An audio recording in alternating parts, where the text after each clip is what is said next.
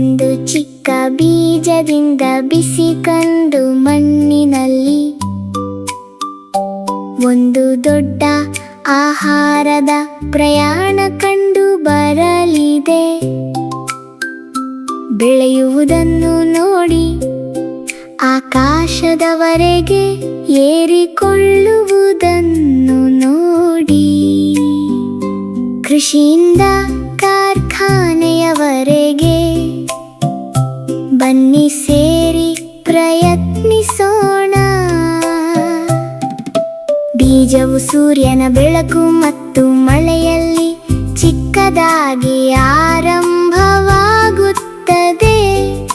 ಶೀಘ್ರವೇ ಹಸಿರು ಎಲೆಗಳು ಬೆಳೆಯುವ ದಾರಿಯಲ್ಲಿ ನೃತ್ಯ ಮಾಡುತ್ತವೆ.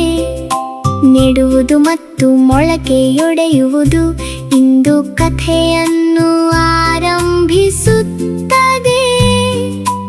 ಆಹಾರ ಹೇಗೆ ಬೆಳೆಯುತ್ತದೆ ಎಂಬುದನ್ನು ಕಲಿಯೋಣ. ಮಣ್ಣಿನ ಆಳದಲ್ಲಿ ಚಿಕ್ಕ ಬೀಜ ನಿದ್ರಿಸುತ್ತಿದೆ. ನೀರಿನ ಹನಿಗಳು ಬೀಳುತ್ತವೆ, ಭೂಮಿ ಮೃದುವಾಗಿ ಕಾಪಾಡುತ್ತದೆ. ಚಿಕ್ಕ ಹಸಿರು ಮೊಳೆ ಹೊರಬರುತ್ತಾ ಕಾಣಿಸಿಕೊಳ್ಳುತ್ತದೆ. ಎಲೆಗಳು ಹೊಸದಾಗಿ ಹಸಿರಾಗಿ ಬೆಳೆಯುತ್ತವೆ. ಬೇರುಗಳು ಕೆಳಗೆ ಹರಡುತ್ತವೆ. ಕಾಂಡಗಳು ಮೇಲಕ್ಕೆ ಏರುತ್ತವೆ. ಸಸ್ಯಗಳು ಪ್ರಕಾಶಮಾನ ನೀಲಿ ಆಕಾಶಕ್ಕೆ ಸೌಮ್ಯವಾಗಿ ತೂಗುತ್ತವೆ. ಬೀಜದಿಂದ ಸಸ್ಯದವರೆಗೆ ತೋಟ ಹಾಡುತ್ತದೆ. ಪ್ರಕೃತಿ ಬೆಳವಣಿಗೆಯ ಅದ್ಭುತವನ್ನು ತೋರಿಸುತ್ತದೆ. ಬೀಜದಿಂದ ಸಸ್ಯದವರೆಗೆ ಪ್ರಕೃತಿ ಬೆಳೆಯುವುದನ್ನು ನೋಡಿ, ಚಿಕ್ಕ ಮೊಳಕೆಗಳು ಹಸಿರು ಪ್ರದರ್ಶನ ನೀಡುತ್ತವೆ. ಸೂರ್ಯನ ಬೆಳಕಿನತ್ತ ಮೇಲಕ್ಕೆ ಪ್ರತಿದಿನ ಎತ್ತರವಾಗಿ ಸಂತೋಷದ ರೀತಿಯಲ್ಲಿ ಬಲವಾಗಿ ಬೆಳೆಯುತ್ತವೆ. ಸುವರ್ಣ ಬೆಳೆಗಳು ಈಗ ಹೊಲವನ್ನು ತುಂಬಿವೆ. ಕೃಷಿ ಯಂತ್ರಗಳು ಕೊಯ್ಲಿಗೆ ಸಹಾಯ ಮಾಡುತ್ತವೆ. ಚಲಿಸುವ ಕೊಯ್ಲು ಯಂತ್ರಗಳು ಆಹಾರವನ್ನು ಸಂಗ್ರಹಿಸುತ್ತವೆ. ಹೊಲದಿಂದ ತಾಜಾ ಆರೋಗ್ಯಕರ ಮತ್ತು ಉತ್ತಮವಾದದು. ದೊಡ್ಡ ಟ್ರಕ್ಗಳು ಬೆಳೆಗಳನ್ನು ಸಾಗಿಸುತ್ತವೆ.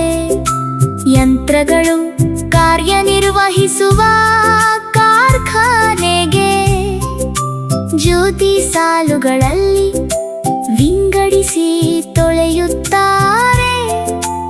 ಆಧುನಿಕ ವಿನ್ಯಾಸಗಳಲ್ಲಿ ಆಹಾರವನ್ನು ಸಿದ್ಧಪಡಿಸುತ್ತಾರೆ. ಕೃಷಿಯಿಂದ ಕಾರ್ಖಾನೆಯವರೆಗೆ ಬೆಳಕು ಯಂತ್ರಗಳು ಆಹಾರವನ್ನು ಸರಿಯಾಗಿ ಪ್ಯಾಕ್ ಮಾಡಲು ಸಹಾಯ ಮಾಡುತ್ತವೆ.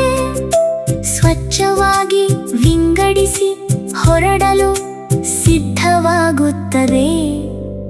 ಆರೋಗ್ಯಕರ ಆಹಾರ ಸಾಲು ಸಾಲಾಗಿ ಪೆಟ್ಟಿಗೆಗಳು ಬೆಸಿ ಅಂಗಡಿಗೆ ಸಾಗುತ್ತವೆ. ಚೆನ್ನಾಗಿ ಜೋಡಿಸಿದ ಶೆಲ್ಫ್ಗಳಿಂದ ನೆಲದವರೆಗೆ ಕುಟುಂಬಗಳು ಕಾಳಜಿಯಿಂದ ಆಹಾರವನ್ನು ಆಯ್ಕೆ ಮಾಡುತ್ತಾರೆ.